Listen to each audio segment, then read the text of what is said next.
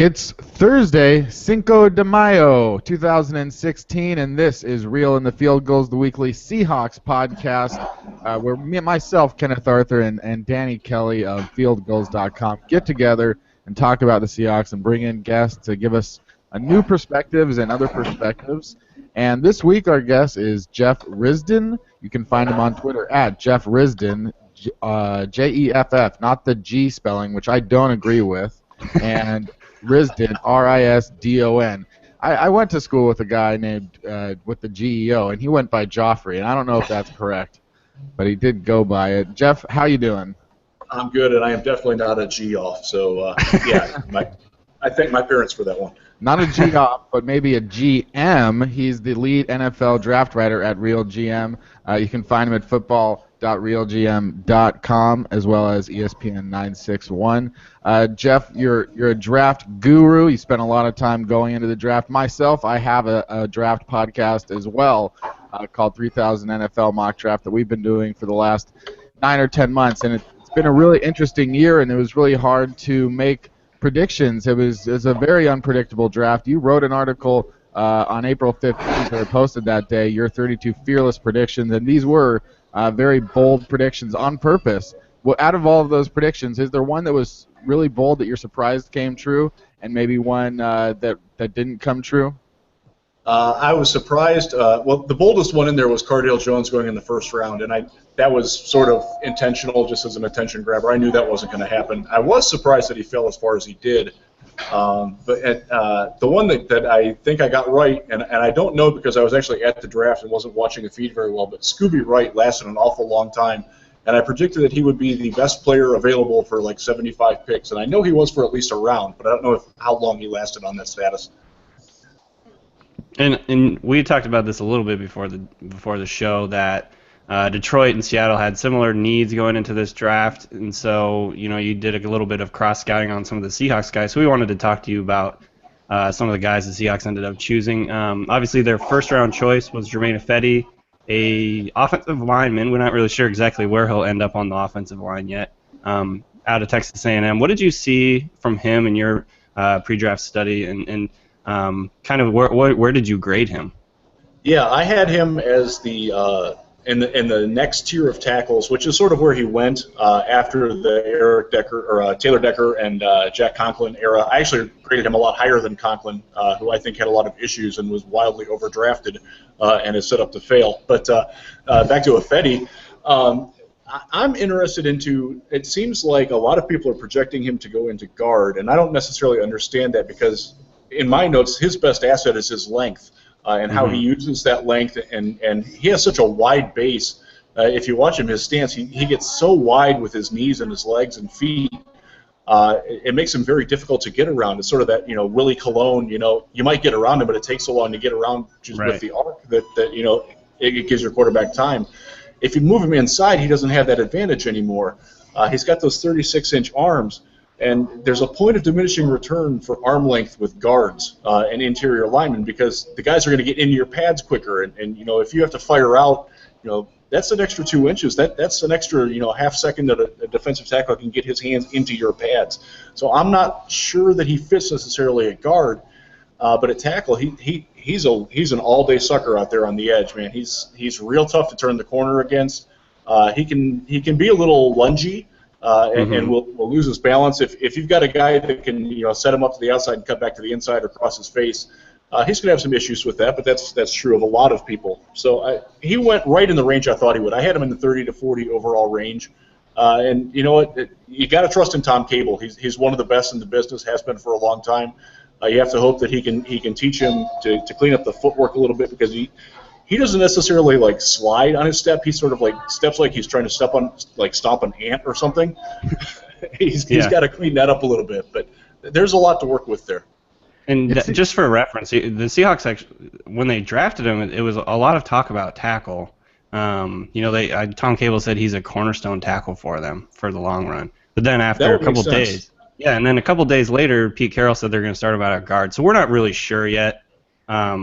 What will happen, where he'll end up. He might end up winning the right tackle job. Who knows? But right now they're kind of slotting him in for guard. Kenny, sorry I interrupted you. You were going to ask something?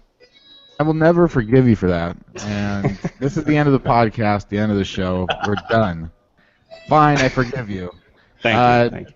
Jeff, speaking of Jermaine Fady, I keep on wanting to say add the R in there, and I don't know why. It's not like Fady is a word, but Jermaine Fady, it seems like if the Seahawks could project where they think the offensive line ideally will be in 4 months or whatever, it would be Gary Gilliam at the left tackle, Mark Lewinsky, or maybe Reese Odiombo.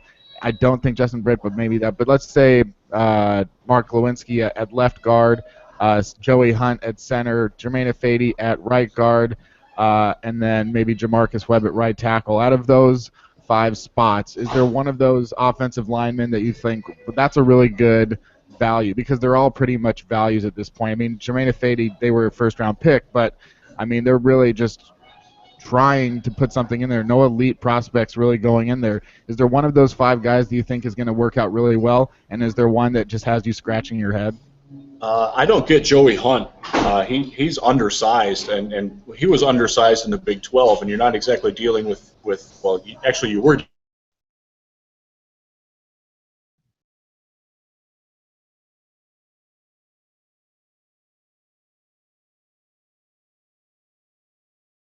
Did we lose him?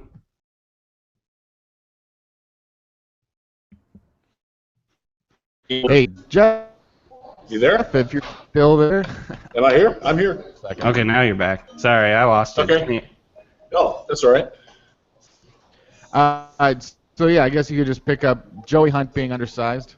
Yeah, Jaron Reed's going to eat his lunch all day. I mean, he couldn't handle power in the Big 12. I don't see him being able to handle power in the NFL. It's a leap of faith to say that he's going to start at center as a rookie. He was probably, I don't necessarily disagree that he was undraftable, which I think a lot of people did, but there's a whole lot of work there. There were other centers that I liked better in that range that went undrafted. I just don't see him handling it.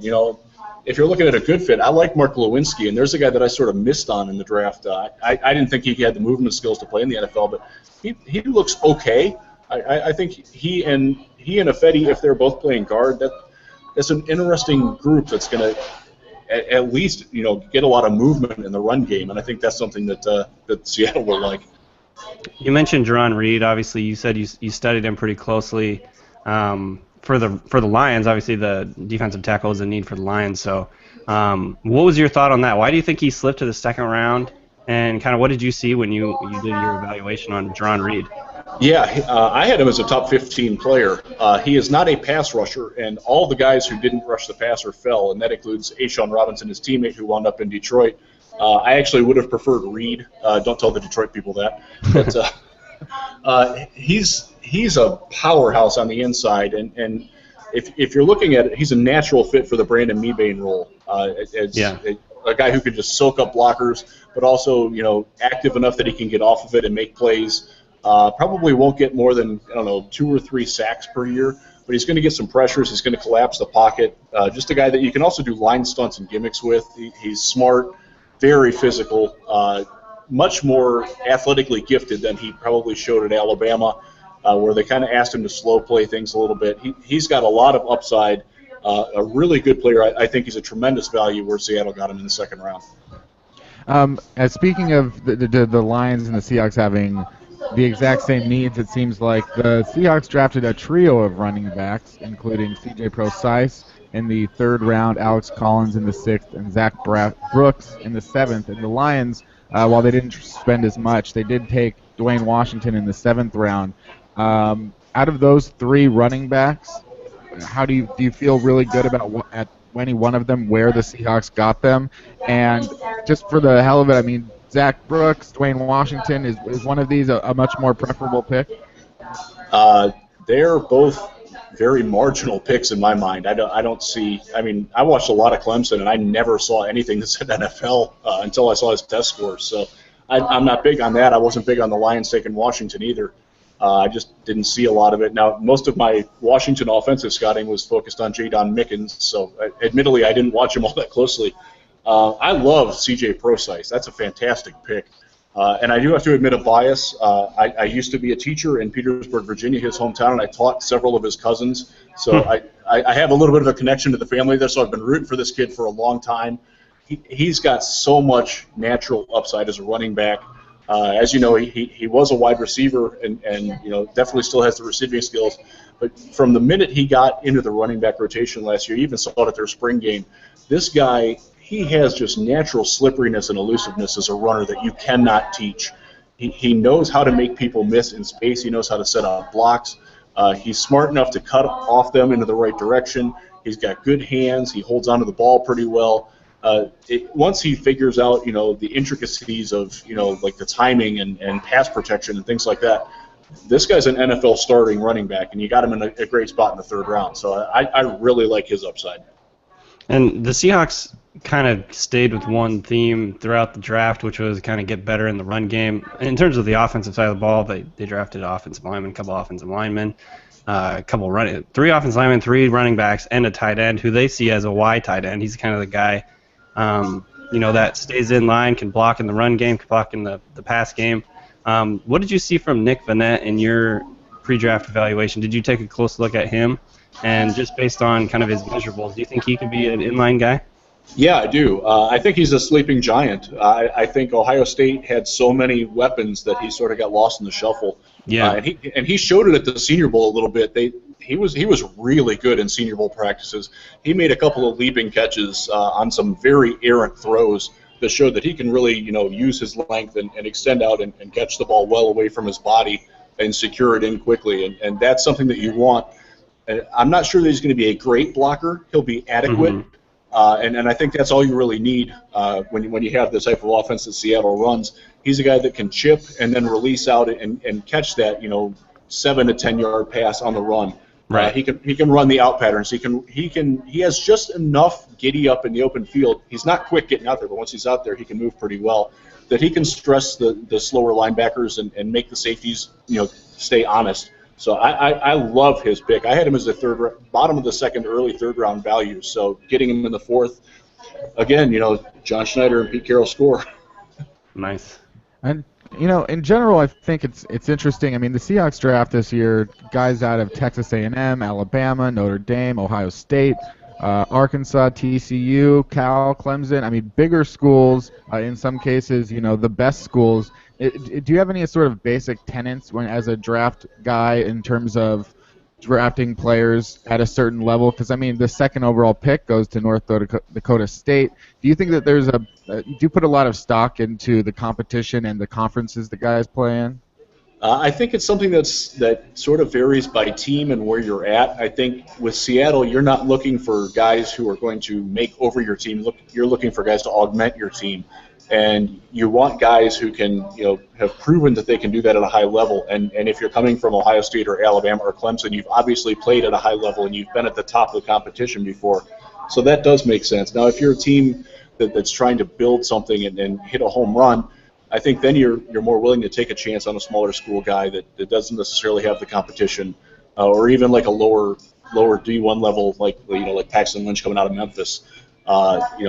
Those guys, it's a different state, and I happen to like, and the Lions did basically the same thing. They took primarily big school guys that are NFL ready, and I think that's something that with Seattle is important, where it's not as important if you're like San Diego or San Francisco and you're basically building from scratch and trying to win more than 5 games next year, because I don't think either of them will. So. Sorry, I had a problem with my mute button there. Kenny, you have that too. I do. These mute buttons are kind of touchy. One of the smaller school, obviously they picked mostly big school guys, but one of the smaller school players is Reese Adhiambo. Did you study him at all in the pre-draft process? I did, but it was hard because he was hurt all the time. It's hard to find good tape on him. I loved him when he was healthy, but man, he's got a litany of injury issues. Right. So he's one of those where you're just hoping that he can stay healthy and contribute.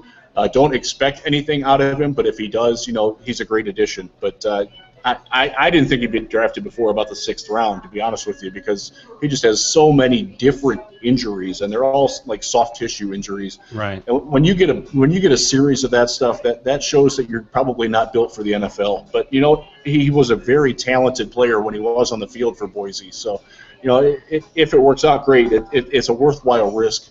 It's a little higher than I would have liked him, though. Mm-hmm. And the Seahawks took Kenny Lawler in the 7th. I heard a lot of people say they kind of had him ranked higher, 3rd and 4th, 5th round. Where did you have Lawler, and what do you think of his skill set? Yeah, I was in line with like the 6th or 7th round. I just didn't see a lot of greatness with him. And now some of that was the fact that when I was watching Cal, I was primarily watching Jared Goff and Daniel Laskow.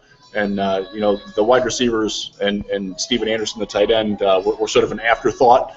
But he's a guy, I just didn't see the physicality or the will to go get the ball when it's in the air that I like to see from a wide receiver. That's one of the traits that I really look for. And it seems like the ball's getting into him a lot more than it should. But he's got some nifty feet out in the open field. So if you can get him into space and I think, isolate him, he can knife across the field and sort of, go through zone transitions and things like that and be okay.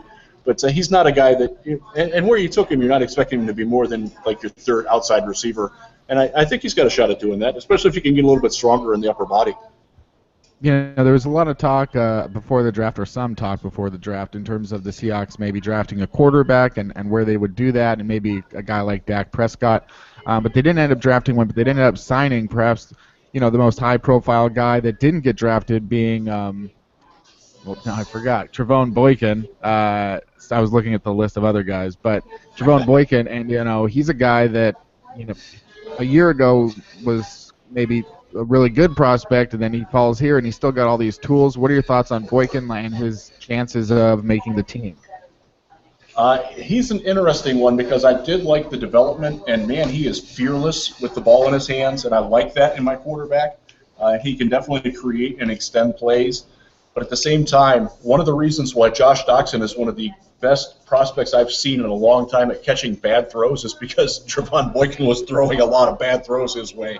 He's not accurate. He doesn't have the timing. It's going to be interesting to see how much he can develop that. He's probably not going to get a great deal of reps to do that. So I'm not real bullish on him, to be honest with you. He's definitely got the work ethic to handle this, and he seems like he's a pretty bright guy, other than the off-season arrest that he had. But I know people around TCU absolutely loved him, and he fits the style that I could see, emulating Russell Wilson. If he goes down, he can do a lot of the similar things. I'm not saying he can do them as well, but you don't necessarily have to morph your offense if you have to bring him in. So that does mean something, but I keep the expectations pretty low on him. And the other guy that the Seahawks kind of drew praise for grabbing in the undrafted ranks was Tyvis Powell. John Schneider said they had a very high grade on him. I don't know what that means, maybe 5th, 6th, 7th style thing. What do you see from Tyvis Powell that translates to the NFL? Yeah, he's a smart safety, and I think he embraces the safety part literally. He plays a very safe game. He's very good at playing off of his teammates and reacting to what's going on around him. He's not necessarily a playmaker, but he's very good at playing with a playmaking safety next to him, which he had in Von Bell. He's pretty good at stopping the run. He's not a great athlete, but he's pretty good moving like 2 or 3 steps in any direction at any time, and that's a valuable asset. He's a guy who's definitely can definitely make an impact on special teams and be like a third safety. That's not going to get you killed when he comes in, and when you're taking a guy undrafted, that's certainly a good value. Among some of the other interesting undrafted free agents that the Seahawks got were Brandon Bryant, the 6'3", 300-pound defensive tackle that they're going to try at fullback, maybe a little under 300 pounds, but at fullback because he ran a 4.86. DeAndre Elliott, cornerback out of Colorado State, that Schneider said they had almost actually drafted, and George Fant, tight end out of Western Kentucky, who has caught one pass in his college career.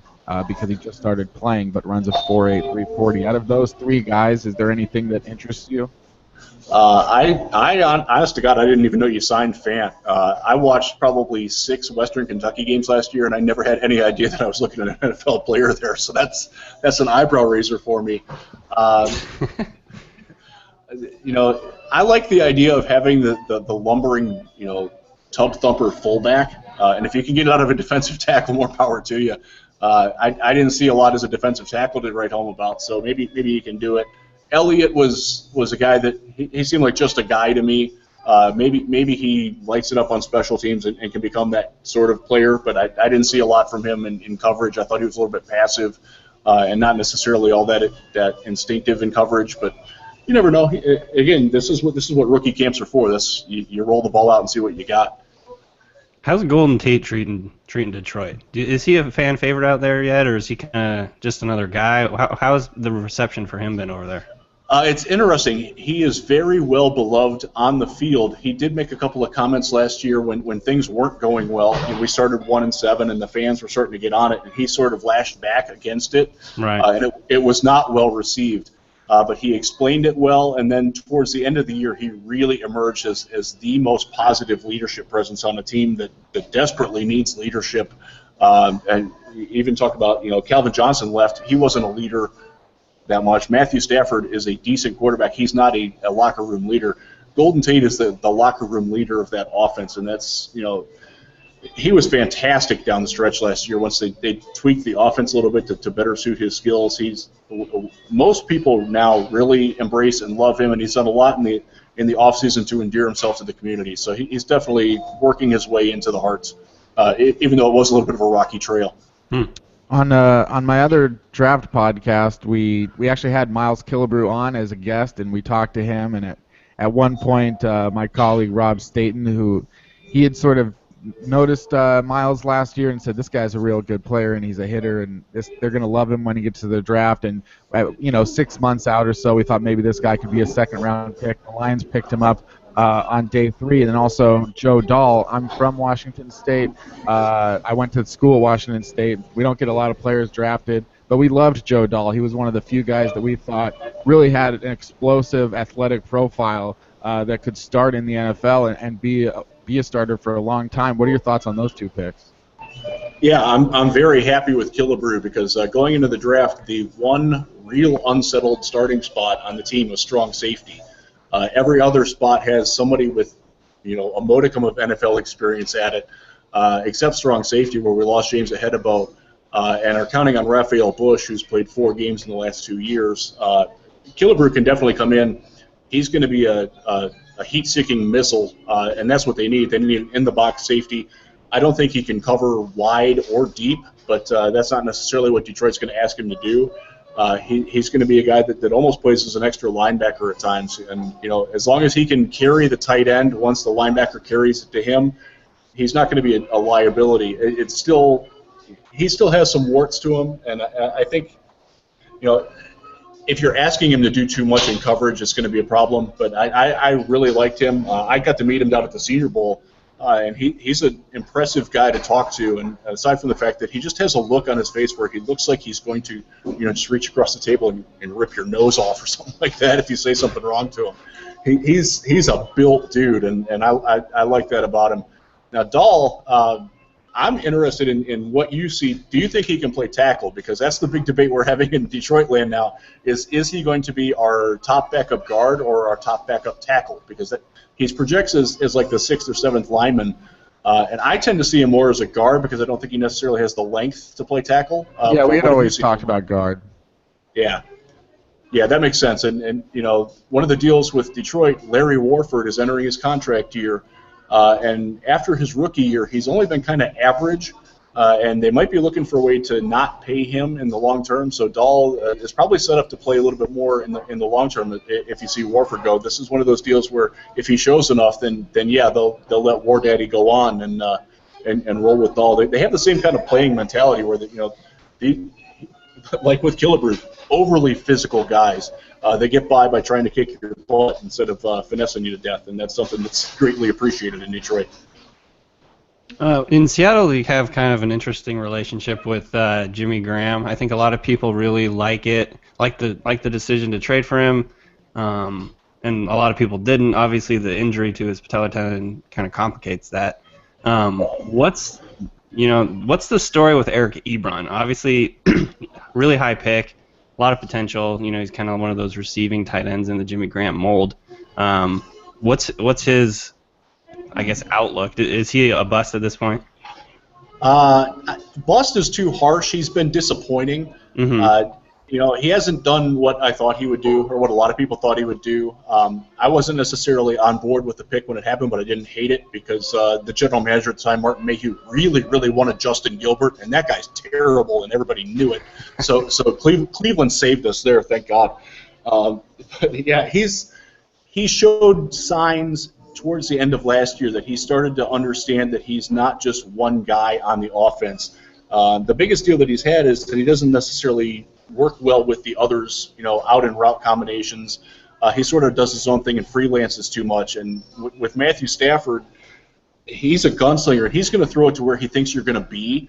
And if you're not there, it's going to look terrible. And Eron has had some drops. There's a lot of pressure on him going into this year to step up his game because they didn't necessarily replace Calvin Johnson with any receivers other than Marvin Jones. And what they're going to do is they're going to spread it around more.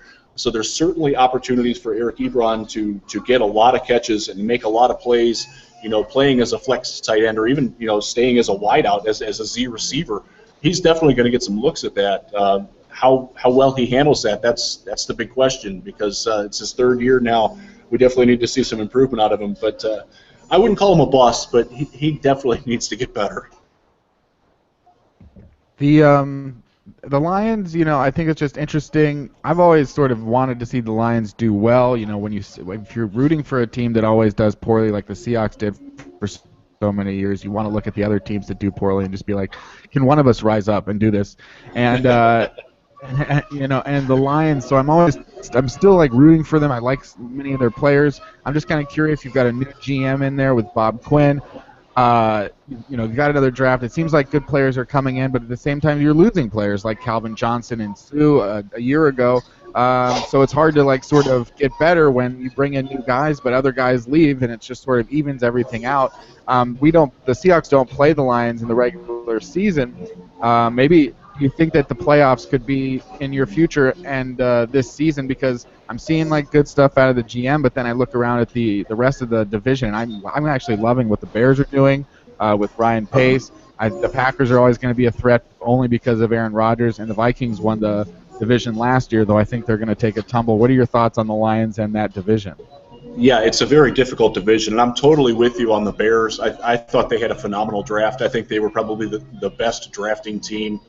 Getting Cody Whitehair where they did and Daniel Braverman where they did, those guys are going to start right away and be good players. So they have probably passed the Lions. Realistically, we're looking at probably the Lions being the best last place team in the league. And that's unfortunate, but at the same time, it's a build, and I think we're all sort of in acceptance that this is one of those years where we have a holdover coach with a new GM, and they're misfit schematics. Jim Caldwell is a Tony Dungy guy. Bob Quinn, the GM, is a Patriot guy. Bill Belichick, Bill Parcells. Those marriages typically don't work very well. It's set up where if they go 6-10, 7-9, they can easily fire Jim Caldwell. He's the Chris Carter fall guy, and then you move on from there and regroup. It's hard to get real excited about the team when you lose Calvin Johnson and you lose Ndamukong Suh.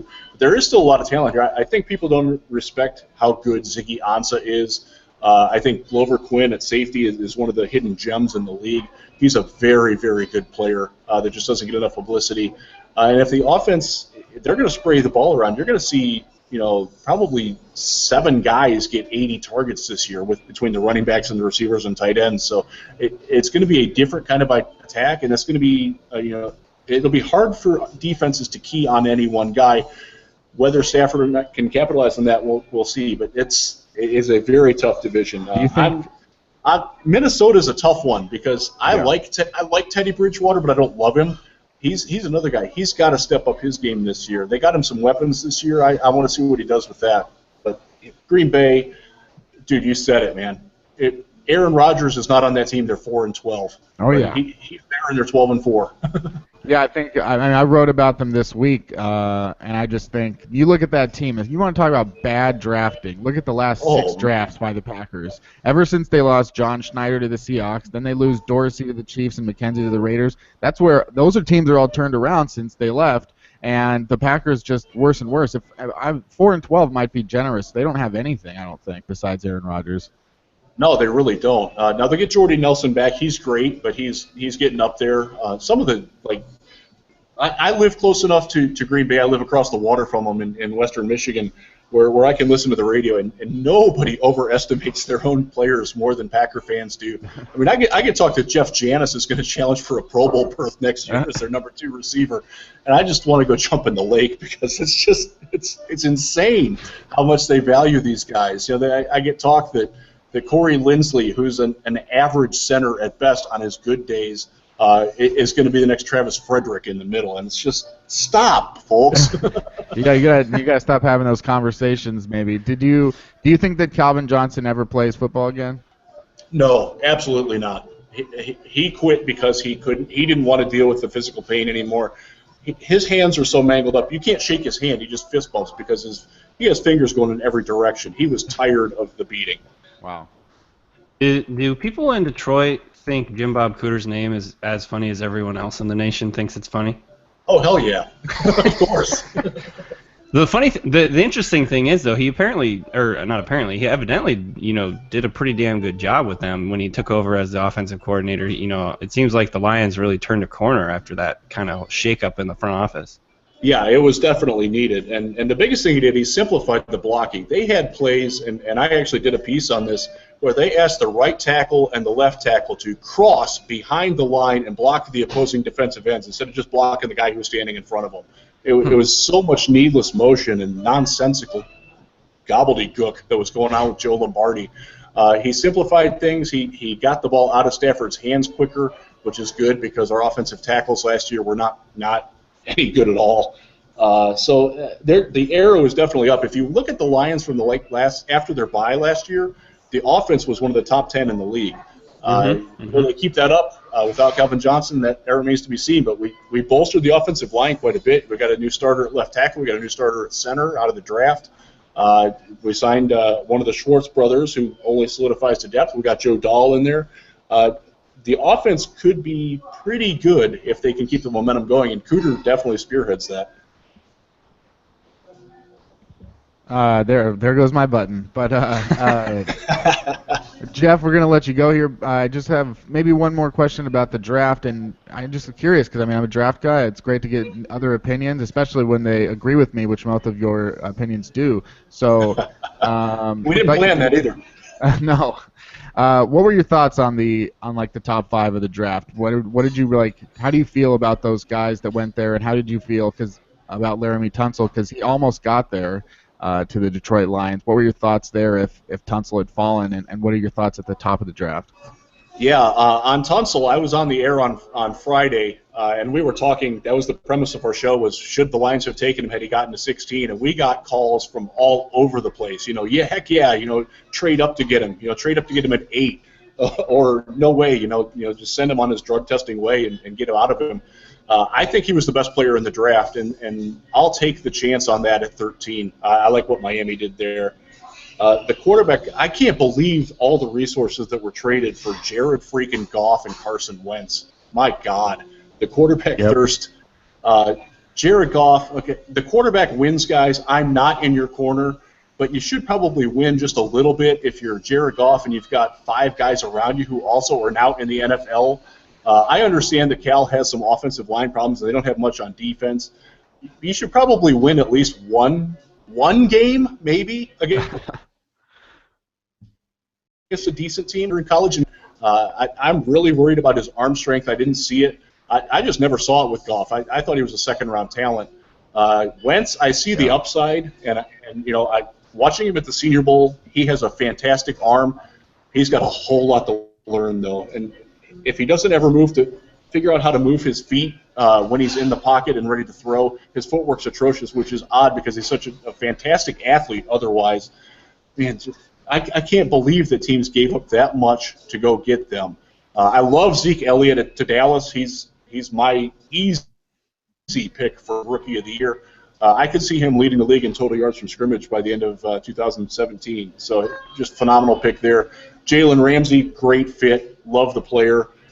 Very talented guy. I like him better at safety than at corner, but either one, he's a serious upgrade. Joey Bosa, I love the fact that San Diego pulled the wool over everyone's eyes and had all this information leaking out. And all these, rumor chasing draft nicks out there, saying, oh, they're going to take DeForest Buckner. No, they're taking Jalen Ramsey. No, they're going after Ronnie Stanley, and they screwed them all, and I loved it.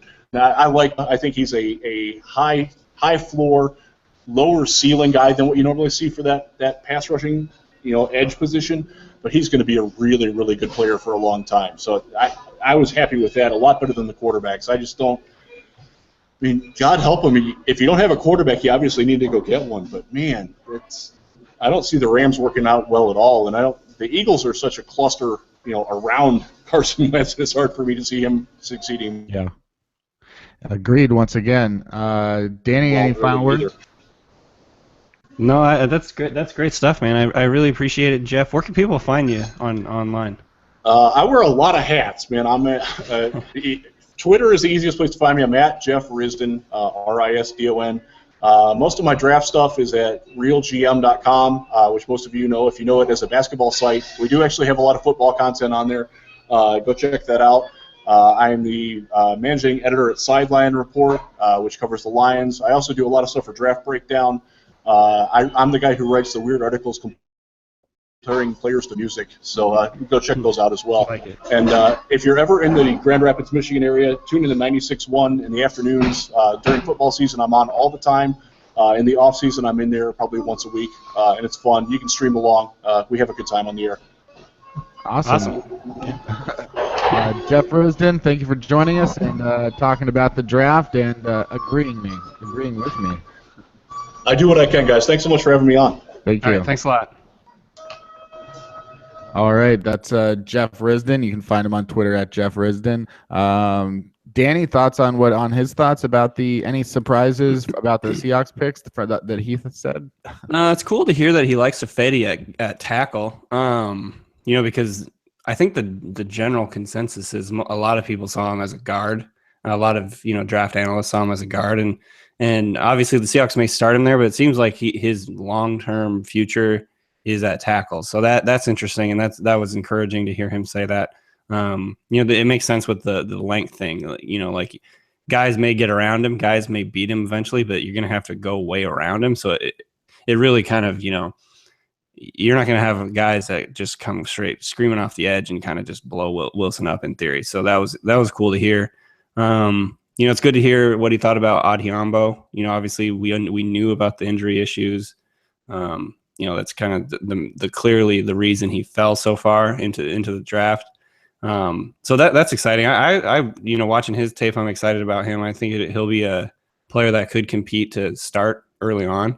And so, he's a really intriguing guy. So it was cool to hear him say that too. A little disconcerting to hear what he said about Joey Hunt. Obviously the Seahawks need a center, and not expecting a ton from a guy you take in the 6th round. So it's not terribly surprising there's holes in his game. But that was a little bit, less exciting to hear. What about you? It was. I mean, you definitely. It's two different total opinions on Joey Hunt from what he thinks about him and what the Pete Carroll and John Schneider say about him, and it'll be interesting because as much as someone may want to sort of veer towards just having faith on Pete and John's opinions of a player, we're talking about a center here, and they started Drew Nowak last season, so that kind of hurts their credibility a little bit. I was actually thinking about that the other day. I was like, they actually started a guy at center who had never played center before in an NFL game, who had never played in an NFL game, and who had played defensive line previously.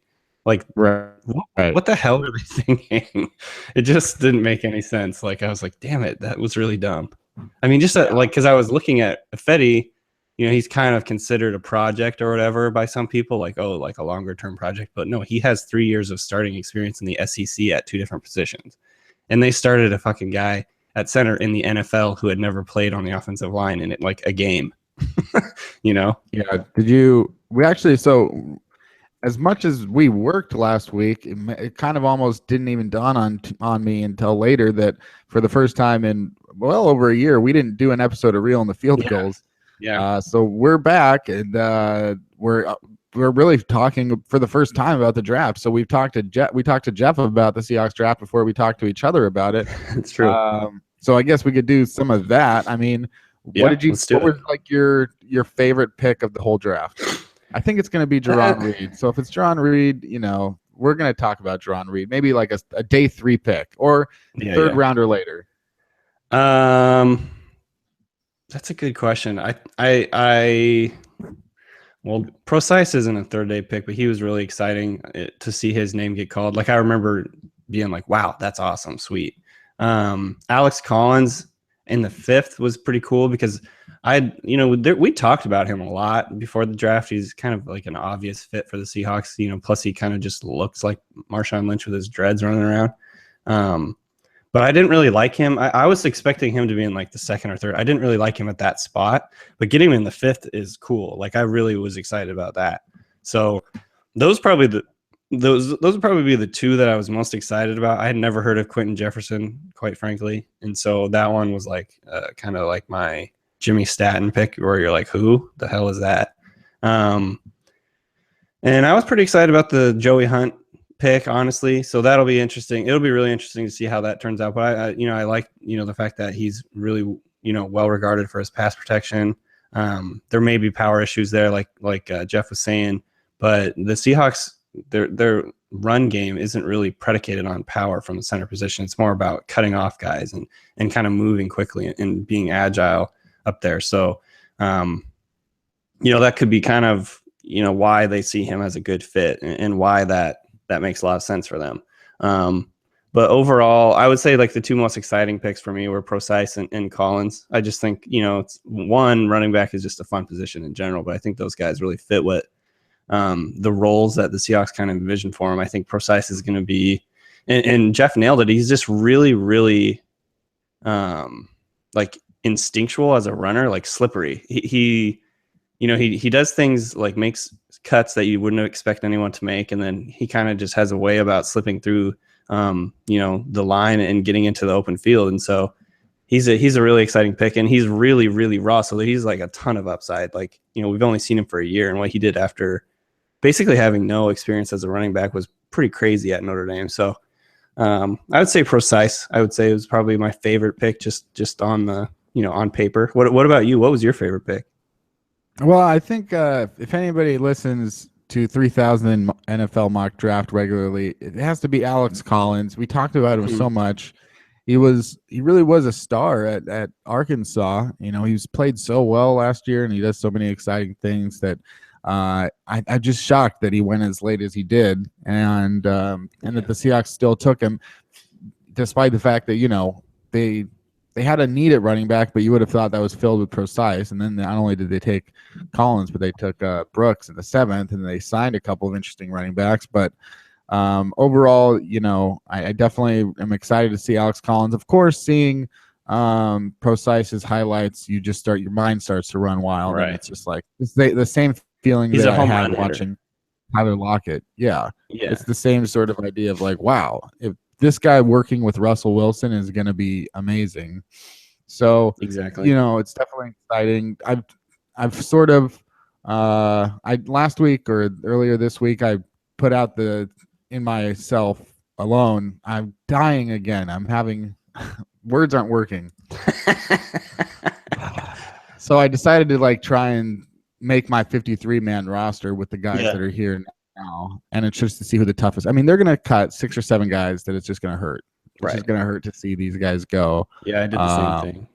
And I know what my list of was the guys that I really didn't want to let go, but it's going to happen. And then they're going to get, and you can't just put them on the practice squad because the Seahawks will have 4 or 5 players that they cut that will start for someone else next year, and that's ridiculous. I mean, that's ridiculous. These guys not even working with the other team, they'll just go to some other team, and it'll be like, oh yeah, we got to get this. And they're if not this year, then down the line, a Jay Howard or a Ron Parker. I mean, they're just not. It just happens all the time now.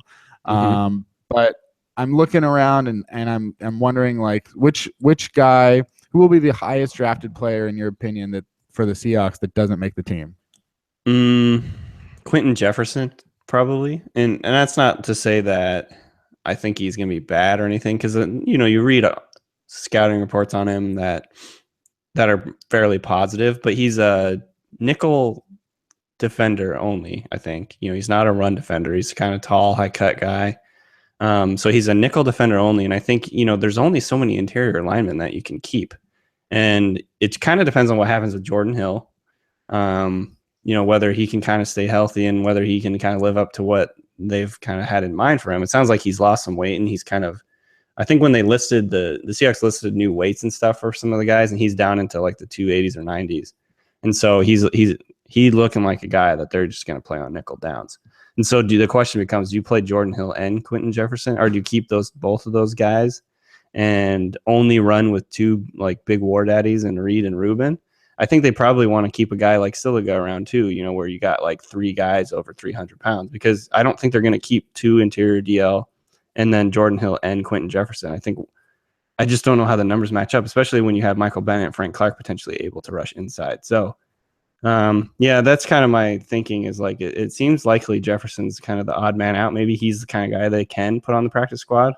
They ended up doing that with Jimmy Staton for a little while before he kind of flamed out and went elsewhere. But again, like you said, it's kind of another situation where the people look at the Seahawks picks and tend to really like them. And we saw that with Jay Howard. He went and ended up in Kansas City and ended up kind of being a star this year. We knew that the Seahawks were probably going to take Jermaine Fady or someone like him in the first round. We knew that they had to find someone to sort of play the defensive tackle role of a Brandon Mebane. We knew that they had to go in that direction. We knew that they had to draft a running back like a CJ Procise, and then even in a two more. So we knew that those positions were all coming. Which draft pick would you say was the most telling for you as far as what John and Pete think of the guys that are currently starting? Not the surprises as far as, not the things that we could have predicted ahead of time. Which draft pick was like, oh, they must really not like that guy. They're trying to do something at this position. I think, and that's a good question. I think I think it was telling when they took Zach Brooks that they're really not, they're not depending on Kristen Michael to do anything, really. And I think looking at last year after the Seahawks lost Marshawn Lynch, Thomas Rawls went out with a broken ankle. They were really scraping the bottom of the barrel to get running backs in there. And I think obviously Kristen Michael did pretty well, all things considered. But I think the fact they took three running backs there, and like we said, they grade against their own team, right?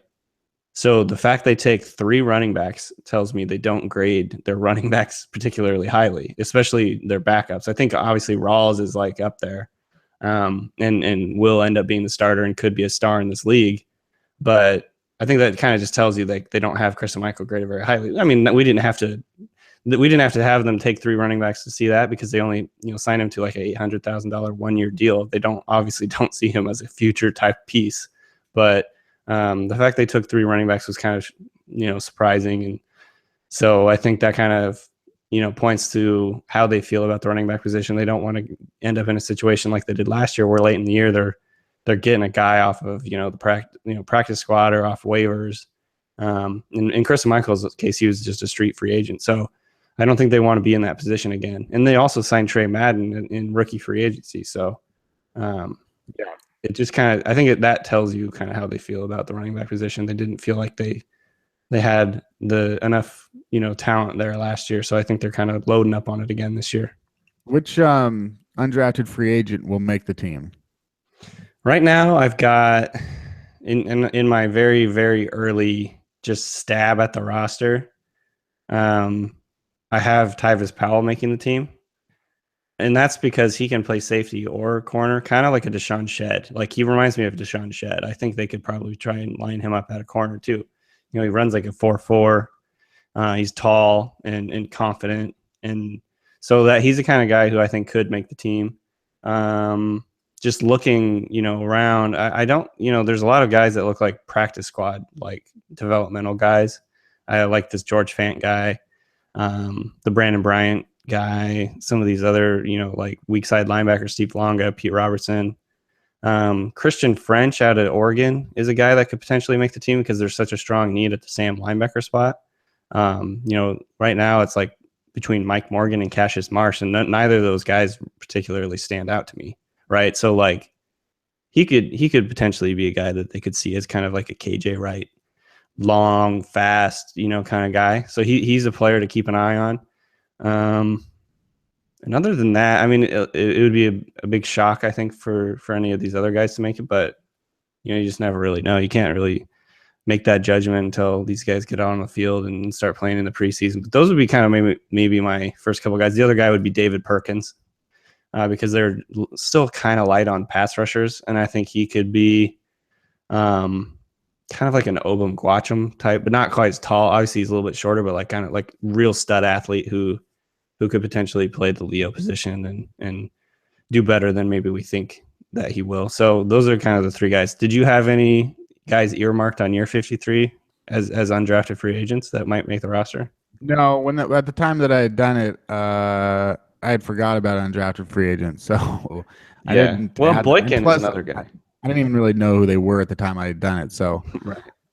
Boykin was just one that was like, wow, that's so interesting and fascinating. Yeah. And Fant is one that's like, I mean, it's like the same story as Gary Gilliam, right? He's got to be a guy, George Fant, that you can totally put on the practice squad. Nobody's going to put him on a starting team. Nobody's going to put him on a roster. So you can totally have an entire, basically, like if he's going to minicamp now, and if the season starts in like 4 months or whatever it is, basically have the next 16 months to see if this athletic freak can learn to play football. And there it is, and there you go. Maybe even a year after that too. But I mean, so that's interesting. And let me pull up my 53. But as far as the Seahawks depth chart right now, adding in the rookies and everything like that, who are some guys, and if you pull up you probably already have the roster up maybe, but who is some of the guys that, for example, like a Kristen Michael, that played a significant role last season that might be in danger of getting cut? That's a good question. Let's see. Cooper Helfett. I think it depends on what happens with Jimmy Graham. Not that he played a big role, but he's on the roster. Let's see here. What about Justin Britt? That's a big question. I don't know if you take a guy who's started 2 years in a row, almost every game, and then all of a sudden just cut him rather than just using him as like a depth guy. But he's definitely in I think really grave danger of losing his job as a starter. But again, I mean, it's like they cut Drew Nowak after starting him for 7 games. So obviously, that doesn't necessarily always apply, but I think Britt could be like an interesting, like swing depth player if he does end up losing his job as left guard. So he's the kind of guy who I've got him on the roster still in my first stab at this, but like as a backup. So, depends on what they really think of him. In terms of receivers, I think Kevin Smith and Casey Williams were on the roster last year. At the end of the year, I got them both getting cut eventually. Let's see. What do you think? There's Steven Terrell. I don't know how strong his grip on the role is. Marcus Burley. I think those guys end up probably getting cut. Brandon Browner. I mean, he wasn't on the team Brandon Browner, but Browner's not going to make the team. I don't have him on my first. I don't know how you keep him and not lose some of this really good young talent. And I don't know how valuable Browner is going to be, this year. Like, he was clearly one of the worst players in the NFL at corner last year. Of course, there's the MCL injury and all that, but I don't know. Like, it just kind of depends on a lot of stuff, like how well he plays and what they see him doing. But just right now, like, I'd feel like I'd probably prefer keeping some of the younger, higher upside guys, than losing them. I'd rather keep them and lose Browner for, whatever value he brings. I'd probably go with the younger guys, but that's just looking at me. I don't know. With the roster the way that it is, do you think that Mike Morgan, 28 years old, 3 career starts, but he's going into his 6th season, 26 career tackles, will be the starting Sam linebacker? That's what's looking like right now. And it's not, I mean, I don't feel entirely confident about it. I don't think he's necessarily a very physical player. He's fast, so I think he can do well in like their zone drops and pass coverage and stuff like that. But in terms of like setting an edge, I don't have a whole lot of faith in him.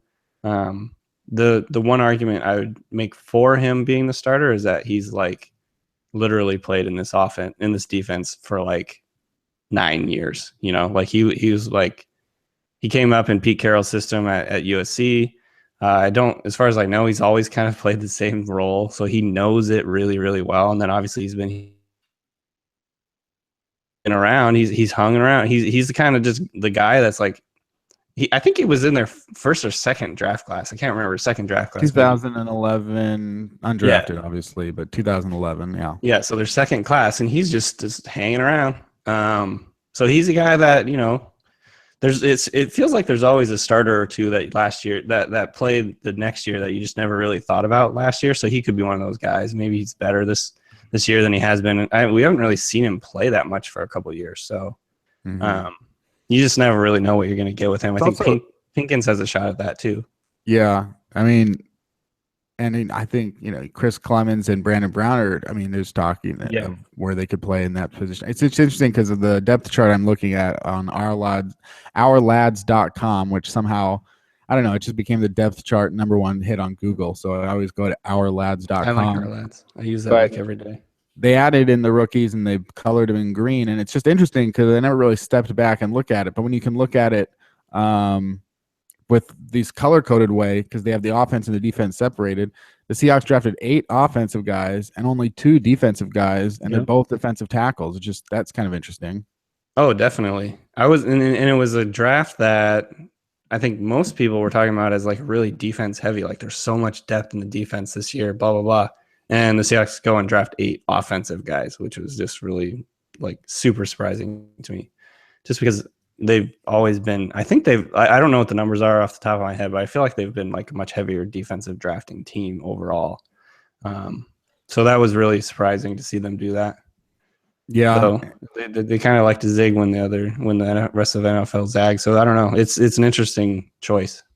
What do you think? Have you picked up any context clues from what the interviews say or what the press conferences say or the moves that they make in terms of your thoughts for Jimmy Graham being ready for week 1? Well, I mean, there's a chance that he'll be ready week 1. I'll put it that way. I'm not very optimistic. I personally think he'll do the PUP list and be ready to go midway through the season. I think that's probably the conservative, safe thing to think about. And so that's kind of the way that I'm looking at it. Like I don't, obviously Pete Carroll's always been known for being super positive, and he tends to over exaggerate like injury stuff. But John Schneider's not necessarily the same. So he's been saying, he'll be surprised if Jimmy Graham's not ready to go week 1. I just don't know if there's not enough like history with the patellar injury to kind of like judge it. And I think Jimmy Graham's the kind of guy who could come back faster than a lot of guys have, right? Because he's like more slender. He's a slender guy. Like he's tall, and as far as we know, he's like incredibly hard worker. So he kind of strikes me as the kind of guy who could like Adrian Peterson came back from an ACL in like 6 months or something. Jimmy Graham kind of strikes me as the kind of guy who could like be an outlier and come back from injury faster than we think. So there's that angle to look at and kind of like be the optimistic side. But I think conservatively, I'm thinking mid-season, like week 8 or 9. I would expect that he'll be back. And so we've got the draft class. So we know who the guys are pretty much. They could pick up veterans down the line, and they'd probably pick up 1 or 2. But just going down the line, just give me the name of the guy who's going to be starting. Left tackle, Gary Gilliam. Left guard, Mark Lewinsky. How confident are you? Pretty confident. Yeah. I've just been thinking about it. Like Britt has just been awful. And so I think Lewinsky is probably more reliable, very athletic. I don't know. I just feel more confident about Lewinsky than I do about Britt at this point. Center. Patrick Lewis. Right guard. Ifedi. Right tackle. Webb. But I don't know. That's kind of scary. For everything we've heard about Webb is he's just terrible, but I don't know. We'll see. With Webb, even. I mean, like at this point, you're talking about Bradley Sowell and Justin Britt and Jamarcus Webb, and then like Terry Poole. I mean, there's not really any competition. I mean, there's competition, but it doesn't seem like any. Jamarcus Webb, he's got an amazing shot to start because it seems like even if he's bad, it doesn't look like they've got. Right. It seems to be the one position this year where they're really just like. Because like something that Rob was talking about in terms of why he's optimistic about the offensive line this time is that it really feels like they aren't just shoving guys into certain places because they have no other choice. They like Gary Gilliam, and I like Gary Gilliam at left tackle. They like Mark Lewinsky as a left guard. They at least know what Patrick Lewis is right now, and he's going to he's not going to have to compete against someone, and then he will have to get beat out this time around. It's not just a competition. You know, right guard, it's Jermaine Ifedi. He's a first-round pick, and you're going to be great there. But this seems to be the one position where they're like, well, we're doing the best we can with what we have at right tackle. And that seems like a really scary proposition in the NFL and the NFC West with pass rushers coming from that side and not being able to have any good pass blocking for a franchise quarterback. Yeah. What else is new? It's no, I don't know. I think, and I've talked about this before, and said, like, okay, well, you want the offensive line to be better. Like, where are you taking the money out of? Because the Seahawks have, I think, the second highest paid defense. Do you want to take the money out of there? Like, do you want to get rid of one of their elite players on defense? Right. It's a zero-sum game mostly. There's a little bit of wiggle room with the salary cap and everything, and the kind of like putting it on a credit card and everything in terms of like pushing your cap hits forward. But it is a zero-sum game. Like the Seahawks, their identity and their philosophy is feed money into the defense, and they've got an elite defense for 5 years running. And they're in the one place where they're, definitely not putting very much money is the offensive line, but they've managed to make it work. They still have an elite run game. They still have managed to make 2 Super Bowls and challenge for a third this year. And so I think they see that as like a viable strategy. And obviously it's kind of scary every year, but knock on wood, Russell Wilson's managed to not miss a practice his whole career. So I don't know. First right now to say, and anywhere around, Gary Gilliam will be a Pro Bowl left tackle. All right, here we go. Next season. This year. Wow. That's going to be tough because there's a lot of long established left tackles. Yeah. Well, someone's got to go down. Someone's got to step out. I mean, some of these guys are getting older. Joe Thomas, Joe Staley, Jason Peters. They're getting up there. And plus they might not want to play in the Pro Bowl. That too. He's an alternate. How about that? It's in there somewhere. Well, yeah. I'll take any technicality I can get. If he's a PFF third team, whatever. I don't give a shit. You're gonna fucking drop the mic on that. Mark Lewinsky is gonna be really good, and I'm pulling for Christian Sicoli once again. But week one starting tight end. Week one starting tight end. Well, and again, that's kind of hard to say what's a starter. Well, that's Luke Wilson, number one tight end. Obviously, we're just saying Jimmy Graham's not going to be healthy. My guess right now, if I had to like put money on it, is Jimmy Graham will be on. Oh, everything we say. You didn't know this is $1,000 for every guess. Yeah. Okay. Big. Running back. Thomas Rawls. Confident. Yeah, I'm confident. I don't think his ankle is going to be an issue. Number 4 wide receiver after Doug Baldwin, Jermaine Kearse, and Tyler Lockett. Richardson. You feel has there been any talk about when he's going to be ready to go? Is he already going full or anything? I mean, based on his like Instagram, which is always entertaining, he seems to be running full speed. So I think he's healthy. Obviously, the question is, can he stay healthy? But just based on, I'm not going to factor in some random injury. Like, I'm not going to say like, oh, I think he's just going to pull his hamstring again and miss the whole year. Like, I think if he's healthy, he's going to be the 4th guy, and I think he'll be healthy. So I don't know. We'll see. And who do you have as the other receivers making the team?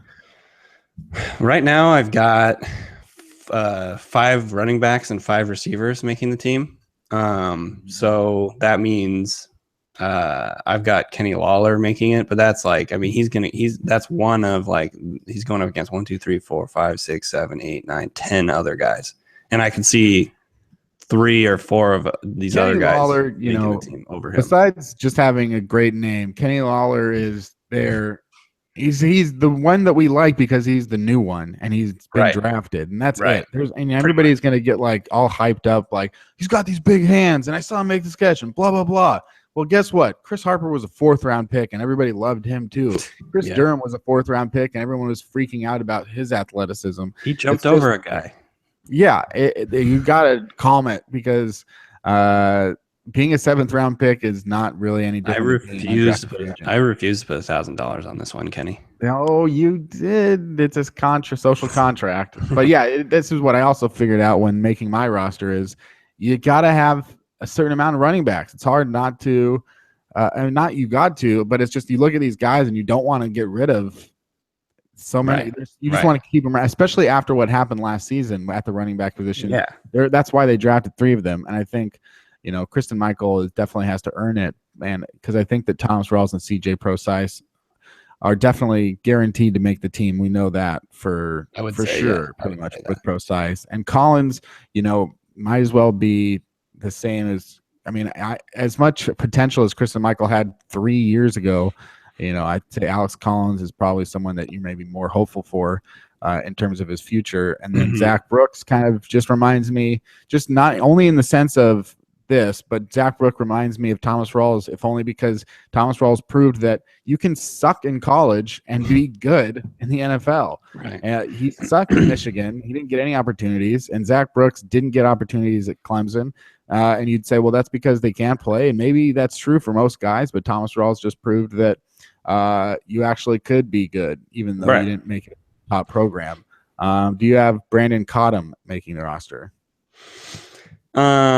No, I see, and I'm really torn on the tight end thing, but I think probably Helfet. It'll probably be Luke Wilson, Helfet, and Bannett. I don't know. Helfet just keeps hanging around again. He's kind of like the Mike Morgan of the tight end groups. Like, how long has he been with the team? Like 5 years now, and he's just like done like 2 or 3 plays total. So I don't know. Cottom would be kind of like a cool sleeper for that, but right now I'm kind of just doing the safe thing and choosing the guy that's been on the team for like 5 years. So how much longer is it until when is the first like camp that they're going to be like, how long is it now until the next time that we'll be like, they really like this guy because he's doing well in practices and stuff? Is there tomorrow, Kenny? Tomorrow. Oh, tomorrow? Rookie mini camp starts tomorrow. Okay. That's not necessarily going to tell us much because there's a bunch of rookies playing against each other, but and then rookies and like guys that have not accrued a season, so they're not technically they're technically rookies, but they're not like really rookies. So there's going to be a lot of that. So we'll kind of start hearing about stuff, but I don't think you probably want to read too much into it. And then I think the OTAs and mini camps and stuff kind of follow in late May and June and early June, and then I think during like June and July there's like nothing, and then as you get back. And then June there's not much. And I think in July they start doing like training camp. And then August is preseason. I should probably know this by heart, but I don't. I think that's kind of general.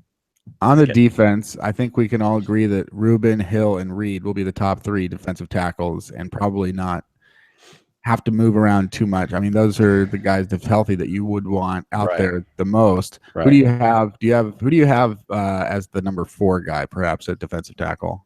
Right now, I have Siliga making it over Jefferson, and that's just because he's more of a known quantity, and he's kind of guy who, like, say Jerron Reed gets hurt or Rubin gets hurt, like they don't have anyone else above 300 pounds on the line. Like that just seems dangerous. So I think that they'll have a guy who's like a little more meat on his bones to kind of fill in case one of those guys gets hurt. And, you kind of have to account for injuries. And I think Hill is kind of more like, I mean, at this point, Hill seems more like Michael Bennett. Like he's like an interior nickel rusher. Defensive ends, Michael Bennett and Cliff Averill will be starting. Mm-hmm. You would think that Frank Clark is going to be in there a lot. And then the rest of the position, it's mostly Chris Clemens, Cassius Marsh, I still, like I had written before, I don't think Chris Clemens is a defensive end. I don't know. It's just that there's a place to, at a certain time, to start transitioning to be put in a place to do your best thing. And I think that could be the Sam linebacker for Chris Clemens. Then you got Cassius Marsh, though, who I think a lot of people, he's been good on special teams, but I don't think that anybody is very high on him as a defensive end. Do you see defensive end depth being an issue? Yeah, and that was why I was actually really surprised they didn't take anybody this year in terms of like a Leo type guy. But at the same time, based on some of the research I did prior to the draft, like if you want a top tier pass rusher, you have to get him in the first round or like early second round, right? And so I think what they saw was more value in using some of their undrafted rookie free agency stuff on like high upside pass rushers that haven't developed. And so I think that's what they did, because they weren't going to spend their first pick on Leo in this case. I guess they didn't have anybody on their board at that point. And I think that's really what you would have had to do to get a guy who's actually going to, contribute a lot. So, or just like speaking of statistics and odds and all that. So, I think what they did was they saw a couple guys in undrafted rookie free agency that they like a lot. Perkins, Aaron Carlin guy is interesting. Montez Overton, Christian French potentially has upside as a pass rusher. Who knows? Because I don't think they used him like that at Oregon. Mm-hmm.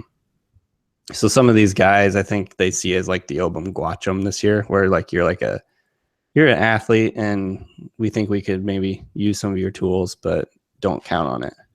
The linebackers are set at two positions. We talked about Mike Morgan already, but as far as the other linebackers that are on the roster right now, guys like Brock Coyle, Kevin Pierre-Louis, Nick Moody, Eric Pinkins, Tavares Barnes, and the undrafted free agents, who has the highest upside to make an impact this season? Probably Kevin Pierre-Louis, but I'm not terribly high on him either. I know there's a lot of excitement about him coming in, but when he played, he was taking terrible angles and like letting guys get outside and stuff. Like basically, some of the cardinal rule stuff he was like letting happen in games. And obviously he's a young rookie player. But that kind of put a sour taste in my mouth. And so I don't really know what his upside is at this point, but I think obviously just athletically, he's a freak of nature. So there's still some excitement about what he could potentially do. I don't know what they see him as, like a Will, or if they could potentially put him at Sam. He's kind of short and small for being a Sam, so not really sure if they see him as that, but he might be more of a sub-package type linebacker. So, yeah. Starting cornerback opposite of Richard Sherman. Right now I have it as Deshaun Shedd. But then I think that Thorold Simon could give him a run for his money if he's healthy, as could Stanley Jean-Baptiste. And I don't know what they see Ty Smith as, like outside or inside guy, but I think he's kind of going to factor in there too. And then there's like Muhammad Cisse, who they traded for last year, will be interesting. George Farmer's like, another physical guy that they think they can kind of move to corner and see how he does there. So there's the cornerback position is going to be really fun to watch, I think, this year. And who would be your super safety at backup, the guy that you really think is going to make an impact as a safety if they need him to step in? Kelsey McRae. So I've got 10 DBs right now on my like first stab at this, and the only new guy would be Tyvis Powell, who would take over for Stephen Terrell. And that's like, I don't know, that could be a stretch. We'll see. But otherwise, I've got Sherman, Shedd, Thomas Chancellor as this 4 stars plus Lane kind of in there everywhere. And then I've got Ty Smith, Thorold Simon, Stanley Jean-Baptiste, and Kelsey McRae, and then Tyvis Powell. But that's just like, this is so early. This is just kind of like a stab in the dark. So I'm not paying any money for that if I'm wrong. Finally, the toughest one. I mean, this one is going to come back down to probably just a long competition over the summer and through the preseason, and probably not going to even know until just before week 1. But who do you see winning the job between Jake Heaps and Russell Wilson? I'm going to probably roll with Wilson on this one, even though he's obviously distracted by Ciara. 5'10", Russell Wilson? Okay. Yeah, I know. It's dumb, right? What are your thoughts on Jake Heaps? Because he's Don't one of the have few any. guys around Washington that I feel like I had to hear about a lot. Did he have any passes in college? He had like 5 or something. I don't even like. Did he do anything in college? So I will say that I don't know. I just remember hearing about him a lot, and I didn't even know like when he sort of. Transferred like 7 times, I think. Let's see here. So yeah, so he went to So he started out BYU. at Brigham Young, went to Kansas, and then ended up in Miami. No, as a true freshman at BYU, Heaps threw for 2,316 yards, 15 touchdowns, 9 interceptions. So he was like the starter. Okay, so I was wrong. I was definitely wrong. He did have some experience. 2011, he played in the first 5 games and threw 3 touchdowns and 5 interceptions. So he got benched in his second season, and he traveled, and then he transferred to Kansas after that. He expected to compete for the starting quarterback, but he struggled, and he lost that job, and then he went to Miami, and he appeared in 3 games, and that's when he went 6 for 12. Yeah, that was okay. That was what I was thinking because I mean, clearly I didn't follow his career closely. Last year, he played for the New York Jets and the Brooklyn Bolts. Oh, he's not even a rookie. Okay. No. No, well, there you go. I don't know. I think I saw a scatter chart of his completions or passes at Miami, and it was like you said, there's 12 passes. I was like, okay, that's not very good. Right. Well, you know, I don't think expect them to. I did put Tavares Jackson into my final 53. So same here. That's probably what's going to happen. It's what'll happen. Let's be honest. And if we're nothing on this show, it's honest. I mean, we're all about the honesty here. We come in here and don't want your bullshit. Bring the truth. Bring the heat. We'll bring the football talk. It's another episode of Real in the Film Goals, and we haven't done that in a while. Have you seen any films lately? Yeah, I'm sure I have. I went and saw The Revenant finally, which was awesome. I liked it. This is old news. Yeah, it is. That's really well. Okay, jog my memory. I guess I haven't seen any movies lately. The last movie that I saw in the theater. First of all, I want to see Keanu. I haven't seen that yet. Oh yeah, that looks funny. The last movie I saw in the theater was 10 Cloverfield Lane, and I loved it. I might have even talked about it. It's been that long since I went to go see a movie, but I was in love with that movie. It's one of my favorite movies of all time. Is that a horror movie or like a thriller or whatever? Yeah, it's a thriller, but it really crosses all the genres. I mean, it hits on. It's like a very moving thing. It goes where it's like there's a bit of a love story. There's a bit of a horror story. There's a sci-fi element to it. There's a thriller element to it. There's a drama element to it. There's a comedy element. That's why John Goodman was so perfect for the role, because he can do everything. Is this related to the movie Cloverfield?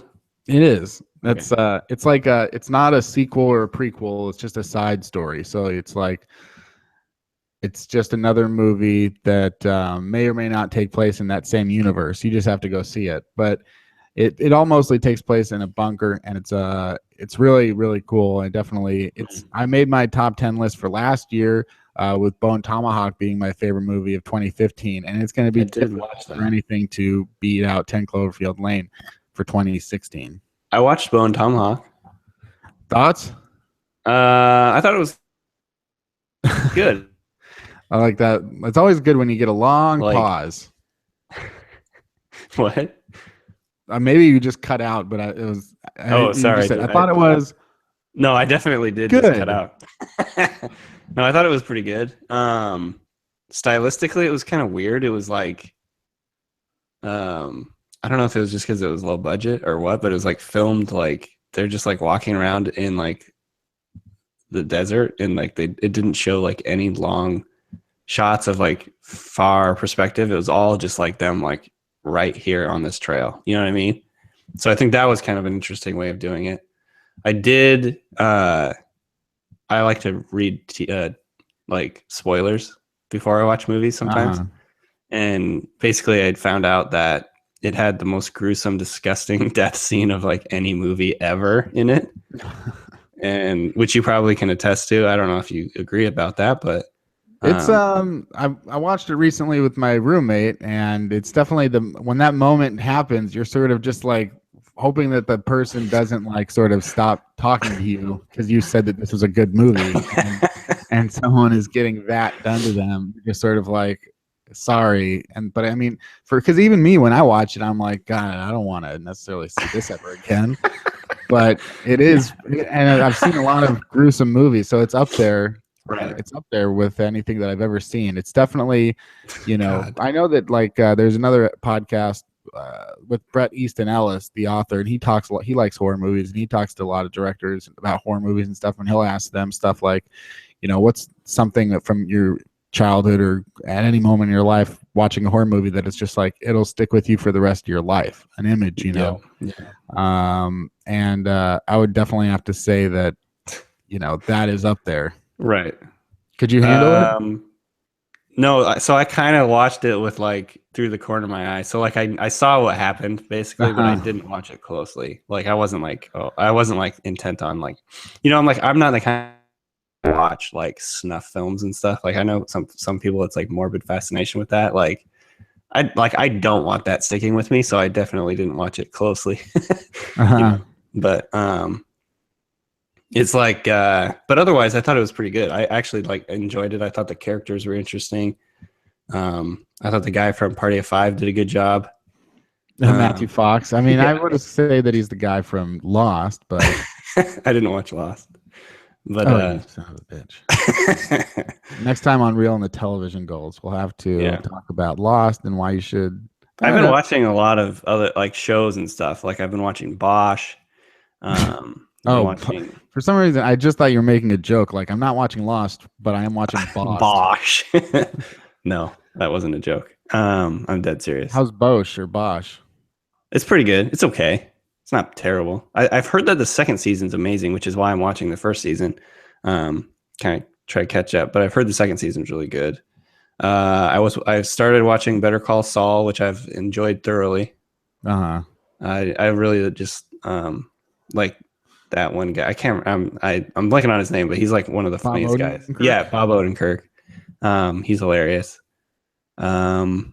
Yeah, it seems like when I try and tell people like, watch Better Call Saul, there's an apprehension. People who love Breaking Bad are like, I don't think I want to watch it. It's like it seems to me I get a lot of people that maybe they're just afraid that it can't be as good as Breaking Bad, so they just don't want to even deal with it. But yeah, I mean, I haven't watched any of the second season, and it's been a while since I saw the first season. I thought the first season was maybe a little slow at times, and that's how I feel about Breaking Bad, though. Yeah, that's true. I don't know. But I thought that it started to catch on again, and you just sort of. It's one of these things that you have to just give it some time, maybe, or watch it, and you just Slippin' Jimmy. He's a funny guy.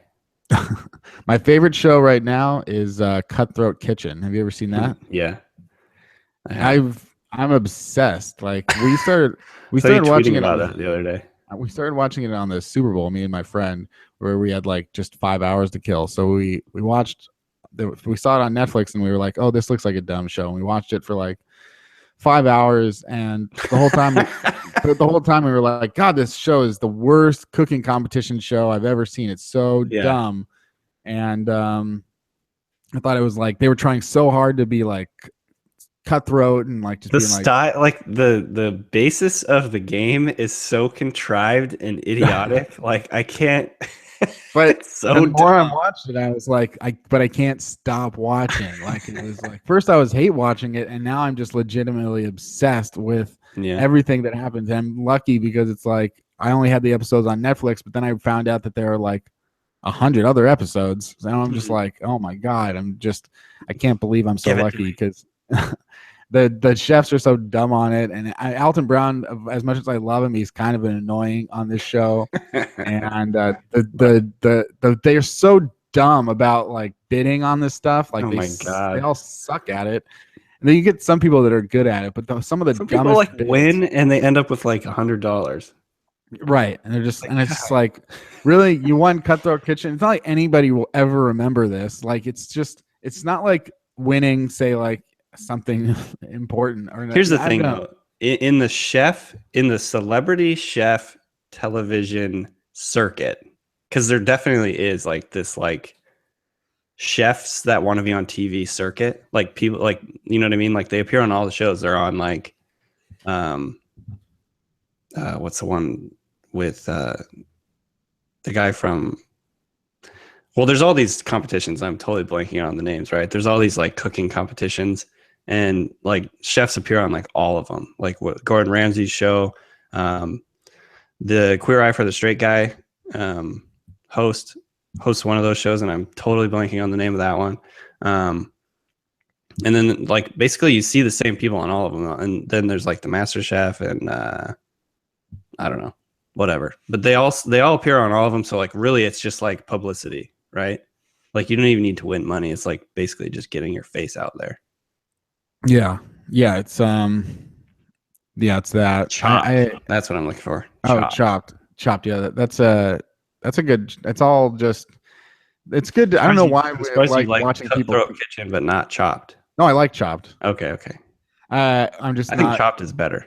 If there was, I mean, if I could start watching Chopped again, it's just that they don't put it on Netflix very much. So, okay. I don't know. Chopped is just, I've seen so much of it, and it's just like you're gonna get what you're gonna get, and it's like they're gonna get the ingredients, and maybe they'll be a little tough to put the ingredients together, but I don't get the same sort of satisfaction as I get when it's like they're intentionally trying to make it so that they make bad food, pretty much. Cutthroat Kitchen is the worst, which is why it's the best. I love Chef Jet Tila, and he's always just like the exact same stuff. It's like, oh, today's Jet, today you're gonna have chicken nuggets, and then Jet Tila is always just like, oh, I love chicken nuggets, fresh, and it's like he loves and he's just a great guy. But then also, I mean, I love Antonio LaFasa. They're all great, and I'm excited to see more of it and just more of the weird things they do. Like they have themes sometimes. It's a great show. But yeah, that was an episode of Real in the Cutthroat Kitchen. So this wraps up. For anyone that's still listening. Oh God, I pray for you. By the way, Marshawn Lynch was placed on the reserve retired list, Kenny. Yeah, they had to do that. Yeah. Yeah. It's like yeah, that's not surprising. Why I don't understand, like, I don't even, we don't have time to get into it now. Yeah, I don't know. Let's go. Let's get why it's all like that. It's this has been another episode of Real in the Field Goals, back again. And we'll be back next week too. So until then, make sure that you continue to keep it real in the field goals.